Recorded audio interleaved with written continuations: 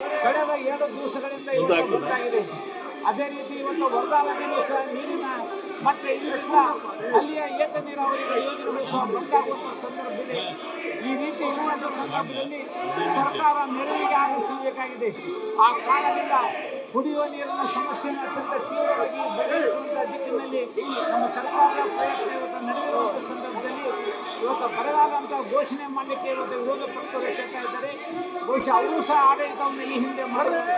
ಬಹುಶಃ ಆ ಸಂದರ್ಭದಲ್ಲಿ ಯಾವ ಬರದ ಚರ್ಚೆ ಆಗಲೇ ಅಲ್ಲಿ ಡಾಟ್ ಅಂತ ಡಿಕ್ಲೇರ್ ಮಾಡ್ದಾನೆ ಬರ ಇದ್ರೆ ಡಿಕ್ಲೇರ್ ಮಾಡ್ತಾರ. ನಿಮಗೆ ಗೌರವ ಇದ್ರೆ ಮೊದಲು ಬರದ ಬಗ್ಗೆ ಚರ್ಚೆ ಮಾಡಿ, ಆತ್ಮಸಾಕ್ಷಿ ಇದ್ರೆ ಬರದ ಬಗ್ಗೆ ಚರ್ಚೆ ಮಾಡಿ, ಆಮೇಲೆ ನಾಯಕರು ರಾಜೀನಾಮೆ ಕೊಡೋದು ಎಲ್ಲ ಆಗುತ್ತೆ. ಇವಾಗ ಬರೀ ರಾಜಕೀಯಕ್ಕೆ ದೊಂಬರಾಟ ಮಾಡಿ ಸ್ವಲ್ಪ ಗೌರವದಿಂದ ನಡ್ಕೊಳ್ಳಿ. ಎಲ್ಲ ನಾವು ತೀರಿ ಬಂದಲ್ವಾ ಜಿಲ್ಲೆನಲ್ಲೆಲ್ಲ ಬರ ಡಿಕ್ಲೇರ್ ಮಾಡ್ಬೇಕು ಅಂತ ಚರ್ಚೆ ಆಗ್ತದೆ.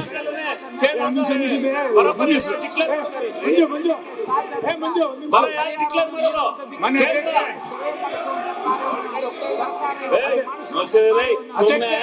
ಈ ದೊಂಬರಾಟ ಯಾಕೆ ಈ ಕರ್ನಾಟಕ ರಾಜ್ಯಕ್ಕೆ ಹಾಳು ಮಾಡ್ತಾ ಇದ್ದೀರಿ? ಯಾಕೆ ಇಷ್ಟೊಂದು ಸಾವಿರ ಕೋಟಿ ಖರ್ಚು ಮಾಡಿ ವಿಧಾನಸಭೆ ನಡೆಸಿದ್ದೀರಿ?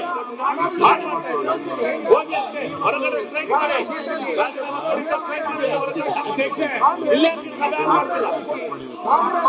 ಸ್ವಲ್ಪ ಆತ್ಮಸಾಕ್ಷಿ ಬೇಕು. ಹಾಳು ಮಾಡಬಾರ್ದು ಹಿಂಗೆ. ಅಧ್ಯಕ್ಷ ಗೌರವದಿಂದ ನಡ್ಕೊಳ್ಳಿ.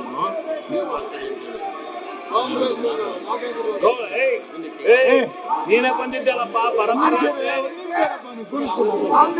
ಅಲ್ಲಿ 60,000 ಹೆಕ್ಟೇರ್ ಬಿಳಿ ಋಷಿ ಬಂದು ಮೆಕ್ಕೆಜೋಳ ಹೋಗಿದೆ. ಯಾಕೆ ಕೇಳರು? ನೀವೆಲ್ಲಿ